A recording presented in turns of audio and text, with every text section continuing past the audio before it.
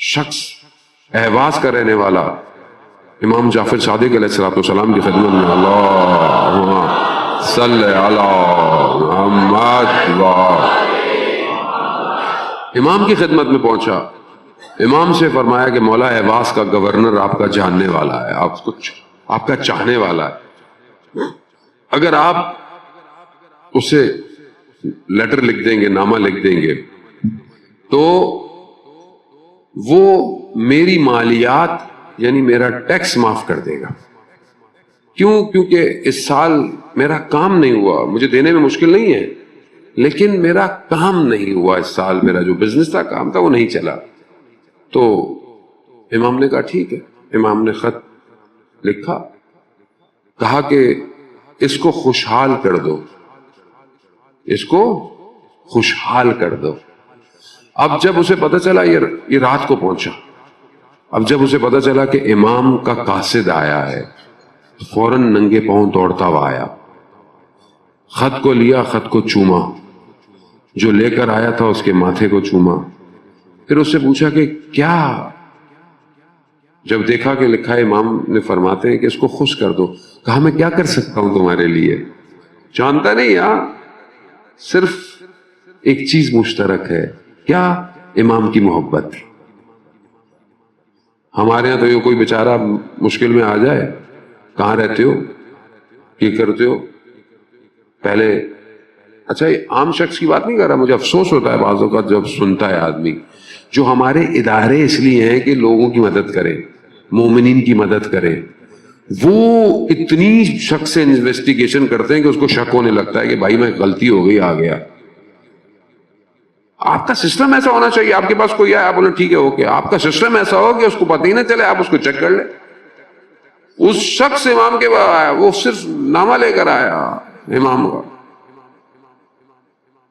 اور وہ کہا کہ کیا کر سکتا ہوں. کہا ایسا, اس نے رات ہی کو دفتر جو جس پہ سب کام ہوا تھا وہ بلایا, کہا اس کے ٹیکس کاٹ دو. پھر اپنے منشی کو بلایا اور اس سے کہا کہ میری جائیداد کے 2 حصے کرو, ایک حصہ اس کو دے دو. کہا کہ خوشحال ہو گئے, کیونکہ امام نے یہی نہیں کہا کہ یہ کرنا وہ کرنا, امام نے کہا تھا اس کو خوش کرنا, بس خوش کرنا. ہاں خوش ہو گئے. وہ کہہ رہا یہ تو آپ نے مجھے ضرورت نہیں تھی, یہ تو آپ نے مجھے بہت زیادہ کر دیا. روایت کہتی ہے کہ جس قالین پر کھڑا ہوا تھا, کہا اس کو بھی فولڈ کرو, اس کو بھی اسے دے دو. پھر جب وہ کچھ عرصے کے بعد امام کی خدمت میں حاضر ہوا, تو امام نے جب اسے دیکھا تو امام نے کہا اس نے تمہیں بھی خوش کیا, اس نے ہمیں بھی خوشحال کیا. یعنی کیا؟ یعنی اگر آج ہمارا امام غیبت کے پردے میں ہے, ہم چاہتے ہیں امام خوش ہو, اپنے مومن بھائی کو خوش کریں. دیکھیں سخاوت یہی ہے کہ کوئی سوال نہ کرے آپ سے, آپ اس کی مشکل کو حل کریں اگر آپ کو پتا ہے. سب یہی رہ جائے گا. عزیزان محترم, میں سمجھتا ہوں میں نے کمایا, میں نے بچایا, میں کر لوں گا. ویسے بھی حدیث ہے, جو تم اللہ کی راہ میں دیتے ہو وہ باقی ہے, اور جو تم خود خرچ کرتے ہو وہ فنا ہو جائے گا. ویسے بھی اس دنیا کا کیا کریں, جس کے حلال کمانے پر بھی حساب دینا ہے اور جس کے حرام پر عذاب ہو. مولا کی حدیث ہے ہاں, کہ عجیب ہے یہ دنیا, جس کے حلال پر حساب, جس کے حرام پہ عذاب. اور جو شخص ساری زندگی کماتا ہے وہ پھر اپنی صحت پہ لگاتا ہے.